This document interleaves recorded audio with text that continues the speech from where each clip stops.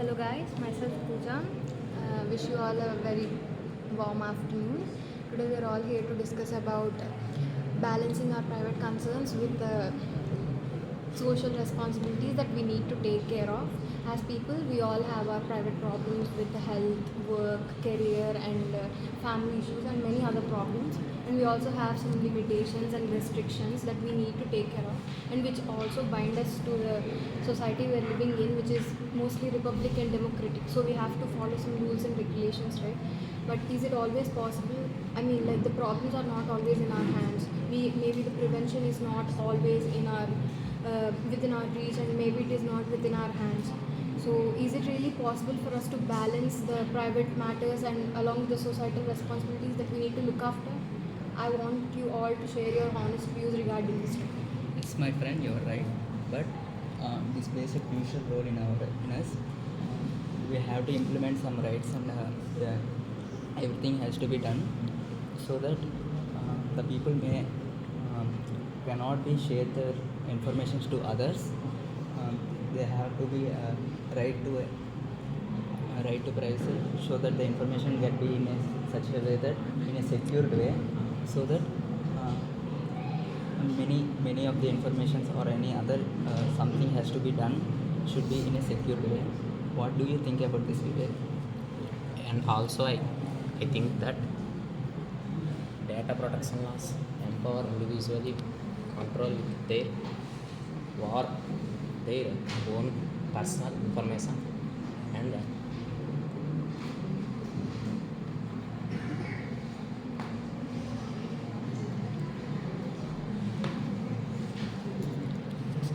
Okay, I agree with your opinion, and now I would like to explain it with a simple example. Okay, imagine you have a diary, and where you write your personal thoughts, and now your right to privacy is keep that diary to yourself. Suddenly, your school wants to check if any student facing any problems. Then, if the school insists on reading your entire diary, it could violate your privacy. So, balancing between our personal information and school's responsibility might mean sharing some non-sensitive thoughts like general feelings about school, like that. Then it helps us to maintain our balancing between our personal privacy keeps safe and the school's duty to help students. So I agree to the points of Manisha said, and as well as public safety measures are ways to keep communities safe. These include things like having police work closely with neighborhoods, getting ready for emergencies, and using technology to prevent from crimes. Public health campaigns and making sure cities are also safe to walk around are also part of these measures. And it's about teaching people how to stay safe while having plans for emergencies and using right laws to keep balance everyone safe around while respecting their rights. And by working together and having great plans ahead, both communities can be very safe and free. Myself, Farman. Shivram, I like to borrow a topic. I'll be elaborating it. There's a topic in between the subtopic that is about the personal space and the personal privacy. You can say personal protection, where you have my friend Manisha said an example.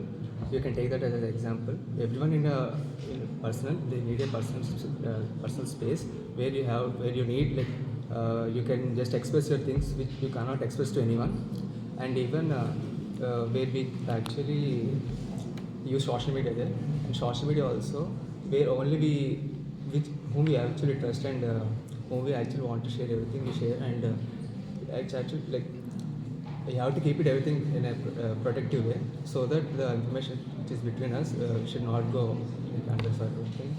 And even personal protection should also be surrounded people, whoever we know, they should also know. When we are doing something, like we are writing a diary, for example, like Manisha said, we can't give it the permission to someone. Maybe he's a friend to actually read that thing, because in that diary we're having our thoughts, our wishes, and many things which we don't like to share, or the upcoming things what we want to do, and the wishes things. For example, like Christmas is coming, we'll have some wishes in that, so that we'll be mentioning some wishes in that. And That's it, sir. And my friend, he will be continuing the topic. So I would like to, so as my friend Farman said about right to privacy, I would like to raise my topic on freedom of religion. Freedom of religion is about people can choose whatever they want to believe in, they want to follow by visiting places like temples, masjids, or churches. It's their wish because no one can oppose it or can put on some restrictions on that. As we live in a diverse country, we have different types of religions, right? Looking at right now, so we can see that we are really diverse. So I guess interfaith dialogue is really plays an important in freedom of religion. What is an interfaith dialogue? Interfaith dialogue is different types of people who come from different background or religion talk to each other in a friendly way. So they let us consider a friend's conversation. People can with different opinions and mindsets talk to each other in a friendly way. So interfaith dialogue enhances tolerance and patience. So it also helps the society to live harmoniously. And protection of the minorities is really important. As we come from a country where different religions get together, so protection of the religions is about it is about protecting the religion minorities and ensuring them to be to live equally and fairly. And as we live in a country where there are different religions, it is really important to prevent the religious extremism. So what is a religious extremism? So the things get really entangled when they really believe in their religion. So it should have limits and borders, and we can prevent the religious extremism by educational initiatives and community discussions, and punish the people who incite violence in the name of religion. That's it. I agree with her. Balancing religious practices, striking a balance between the religious practices and social norms next to the legal frameworks with respect to the right to the religious practices without implying the other rights. In India, the Constitution guarantees that the right to the religious freedom can be done, but it can be restricted, which are harmful and deemed to disrespectful to the society. I'm Manisha. I completely agree with your opinion. Okay, now I would like to raise a point about political freedom. I thought that political freedom also involves in a finding a delicate balance between individual freedoms and societal responsibilities. It means people have the right to make decisions and express themselves, but that those freedoms doesn't harm others and disrupt the well-being of the community. So government must safeguard about the citizens' liberties such as freedom of speech and privacy, while also addressing concerns like public safety and social justice. I also think that electoral integrity is crucial for maintaining political freedom by fair elections. And there are some campaign regulations whose aim to who set the limits to the individual contributions to prevent the concentration of influence in the hands of a few. These regulations aim to prevent voter suppression and ensuring accurate vote counting and safeguard the integrity of the democratic process and also maintaining the fair competition. In simple way, I thought that political freedom is a balance between doing our own thing and make sure everyone accepted it. Now let me raise a question. How can we ensure the government transparency in ensuring the accountability and making a decision making process? Did you anyone answer it? So in my opinion, government transparency means make sure that government is open up about what it's doing. Things like policies, decisions, and spending and how they're spending money.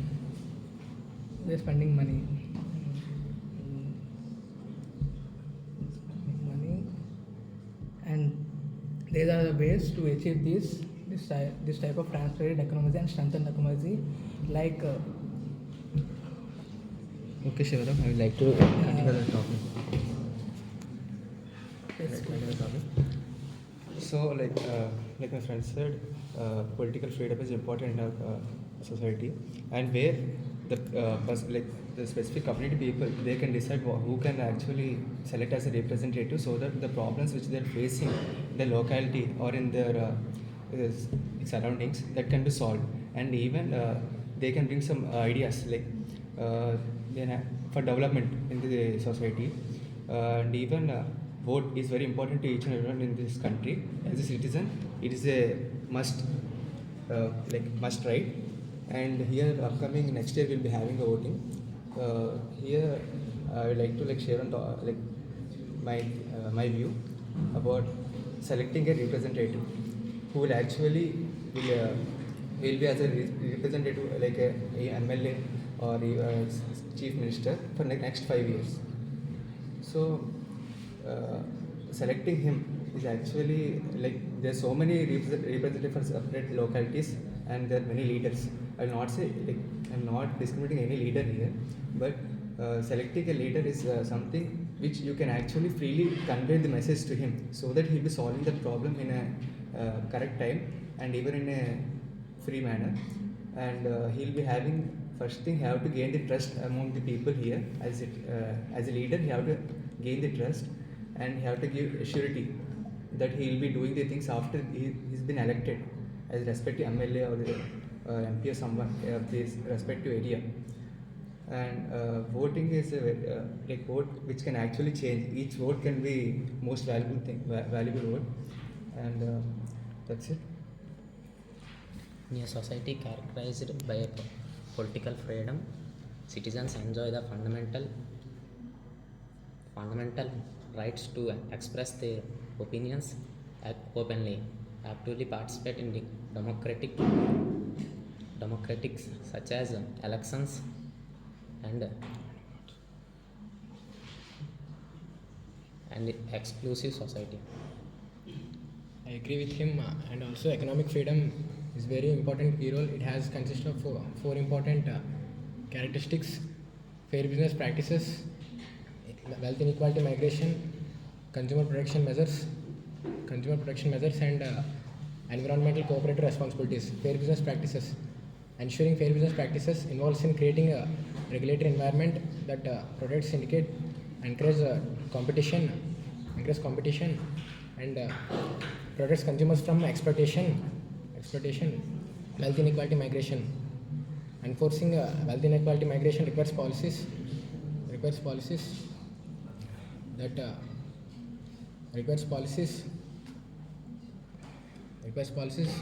that promotes inclusive environmental economic growth, and encourages competition, and protects consumers from exploitation. Consumer protection measures. Addressing and enforcing consumer protection measures safeguards consumers from deceptive business practices. Ensuring safe transactions. So, as my friend Srinivas said about the economic rights, I would like to elaborate it. First of all, freedom of business.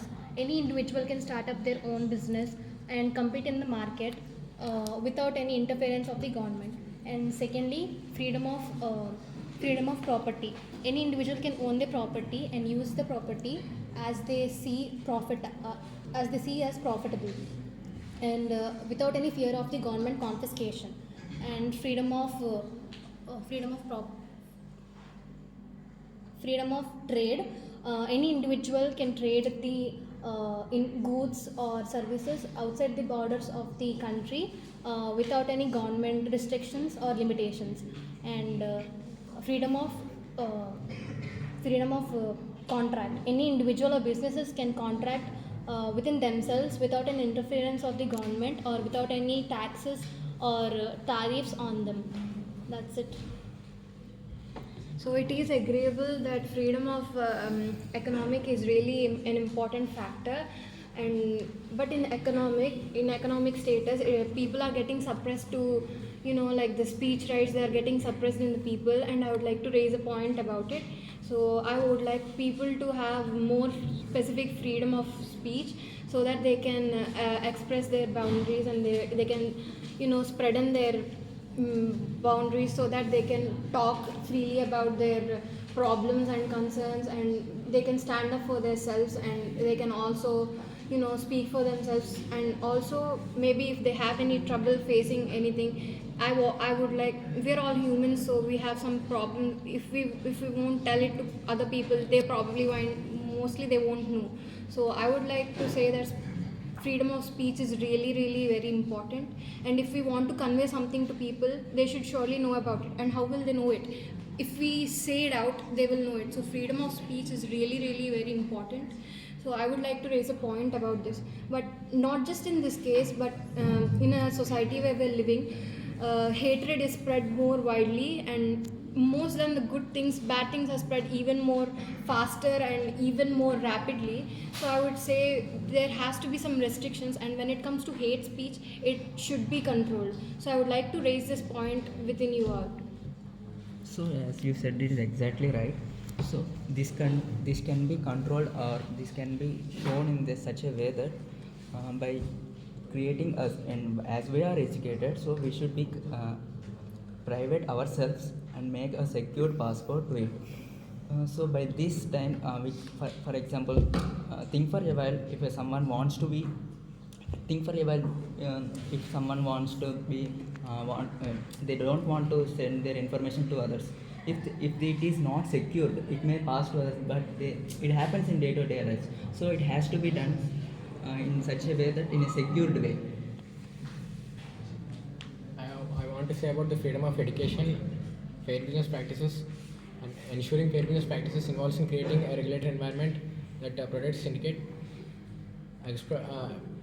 protects the consumers from exploitation, environmental cooperative responsibilities. Ensuring environmental cooperative responsibilities safeguards the consumers from deceptive business practices and ensuring fair transactions. Okay, as you said, I explained with it a related situation. Okay, now we are in our class, and the teacher said, okay students, you have to choose any project on your exciting topic.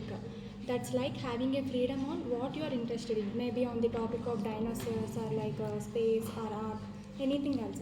That teacher also makes sure that everyone should learn about some important skills like doing read well and doing math. This is the building blocks of the building blocks to make sure that everyone learn a lots of things in the world, and so you have get a fun learning about what you love. And also the teacher said that we have to learn a lots of skills, we gain knowledge from the lots of things, right? And so it will help us to maintaining our and that means balancing between our our knowledge, and also that are related to Skills. skills.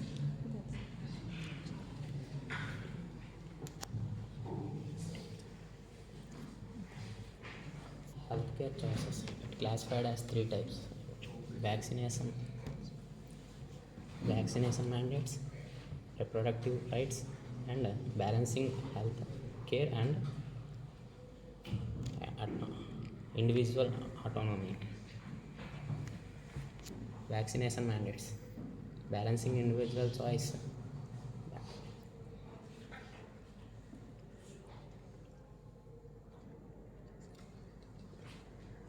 Balancing individual choice with the control of the vaccination mandates to prevent the spread of diseases and protect the vulnerable populations. Reproductive rights, respecting reproductive rights, ensuring access to comprehensive healthcare services, education, and food planning, allowing to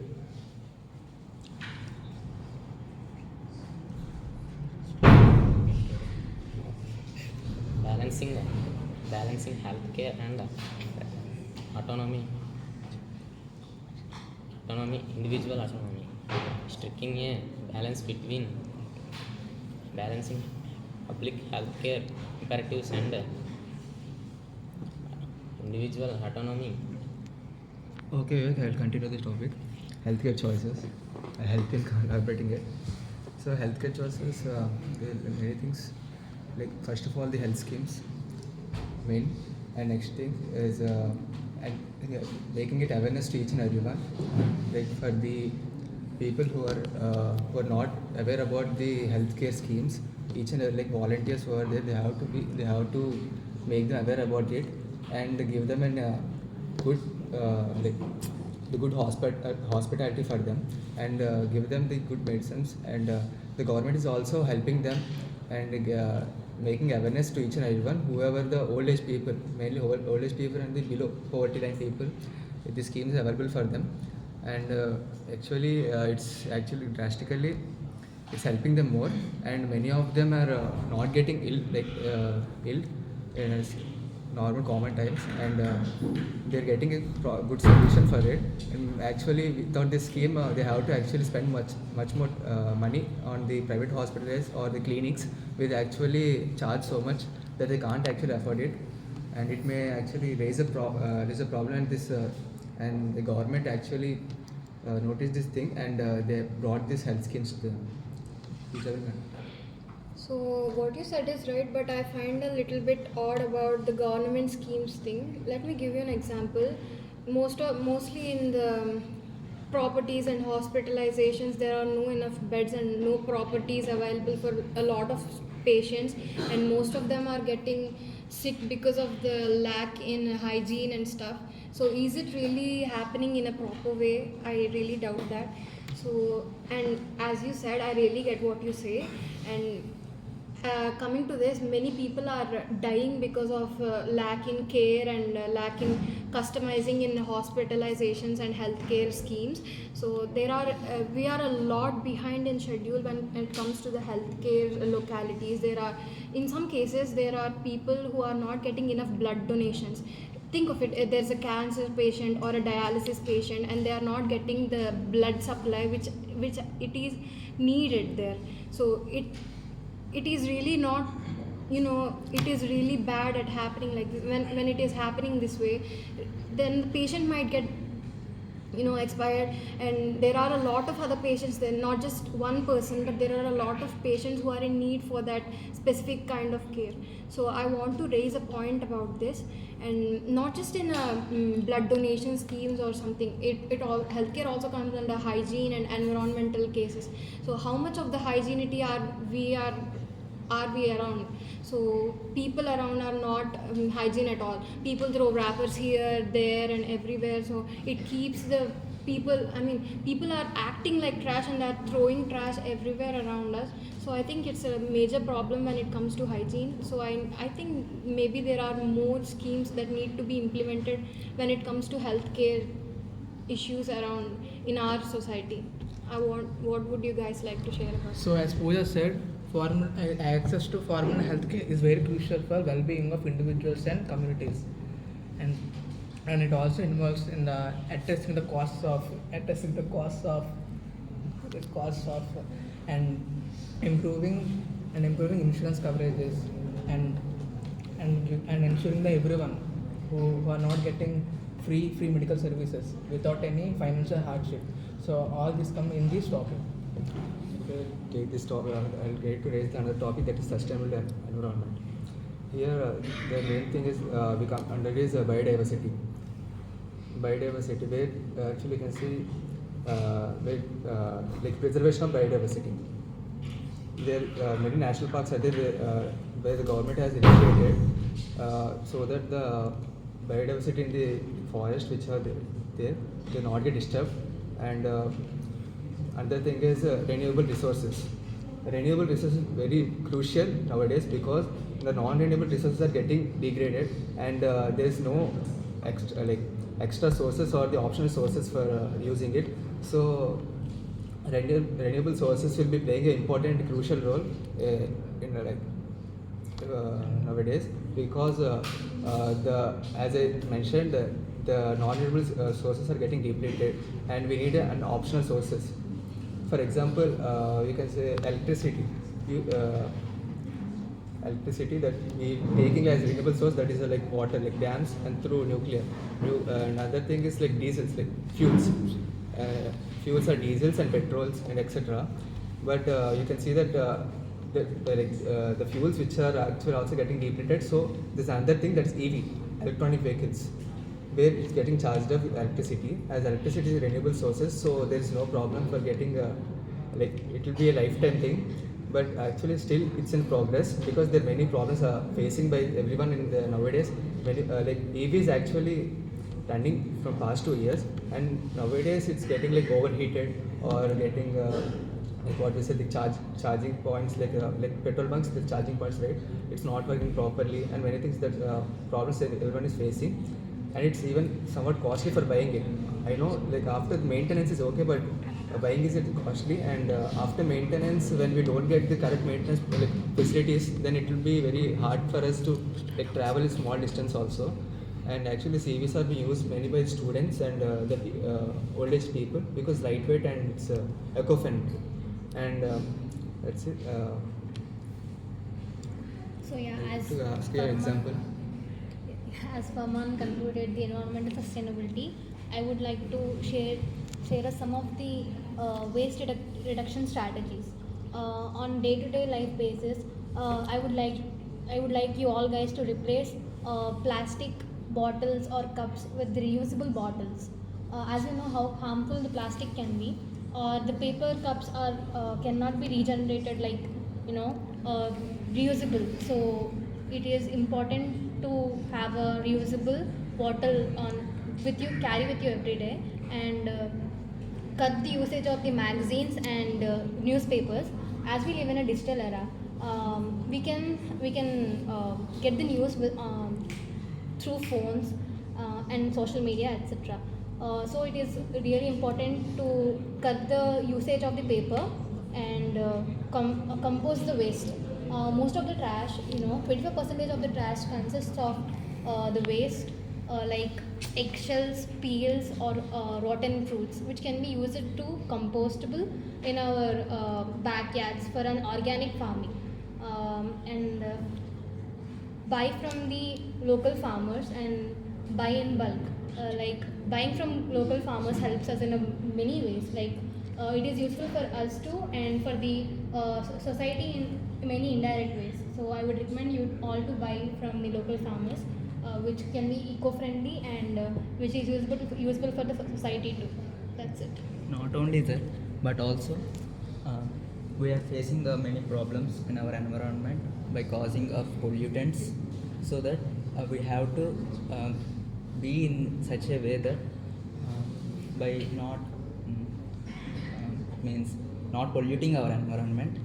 So there are many ways that are eco-friendly to our environment, like biodegradable items that can be soluble in one's ground, so that it may not harm to the environment, not and again and many other sources which not pollute the environment, like we can use like wind powers, so it can be occurs naturally.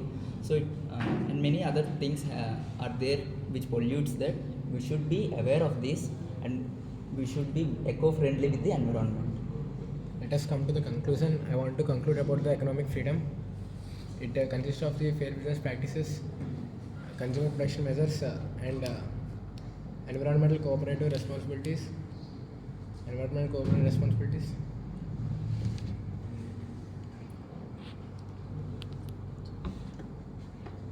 Yeah, I want to also set the point that balancing individual freedoms with societal responsibilities is crucial for maintaining well-being community and society. And we have to make decisions. We have that right. we have that right and express themselves in a uh, uh, So, so I want to conclude that individual security and staying safe online is really important nowadays. And individual security for individual means protecting our personal stuff like passwords, money from bad people on the internet. To prevent these things, we should use different passwords and strong passwords, and we should use two-step authentication factor, and we should keep updating our computer programs. And we should be very careful by we get emails like any suspicious emails, and we should not click or download things if anything suspicious. And we should follow these simple things, and we should be safe on the internet. And one more thing is depending too much on technology is called also overreliance, and it's become a major problem nowadays. And if we rely on too heavily on devices and digital tools, we cannot learn or we cannot develop important skills or know what to do when technology doesn't work. The technology doesn't work, and there's something that doesn't work. And I would like to continue, and I'd like to add a point actually. It's about right to speech. So it is really important for people to let know that they are in trouble and stuff. And when it comes to hate speech, it has to be cut down. And because in our society where we are living, spreading hate has become really a big issue. Like you said, on social media, on the devices, and even in some of the religions, they are also spreading. There is no unity among the religions either. So when the hate is spreading even more faster, we have to let it control in the first place, and letting people know that you are in the right to talk, and you are done under the wrong, you are the victim. There is a basic freedom you all have. So I would like to say that we are having the responsibility to spread that. It is really very good to have freedom of speech here, so we should utilize it. Yes, these all are the social responsibilities that we have to do. So we should be, and we should get aware of the people, and should motivate them to be in this such to your topics that someone said freedom, and someone said the act to write policy, and someone said. So these all should be maintained in such a way that, in a systematic way that, so we can come to notice that we can prevent and we can get our social economy in such in a good way. So, as Pooja concluded the topic of hate of religion, I would like to conclude that politics should not target a certain religion, and they have to target the people based on their actions. And this can be overcome by us people, by understanding with each other and having communication with each other, and with following the rights of the religion, with following the rights of various things, like everyone shared about your thoughts, right? So following every rights can, in our constitution itself, can solve the problems which we overcome everyday life. That's it. So I'll totally complete this topic. First thing we have to really discuss about is balance. Balancing in life is very important to each and everyone. Either it's a society way, or it's in biodiversity, or medically or politically. Whatever, the balance is most important in our life, and we have to maintain the balance so that we can actually succeed not only each and everything, and we'll be in a good position in the future. Thank you. Kanisha.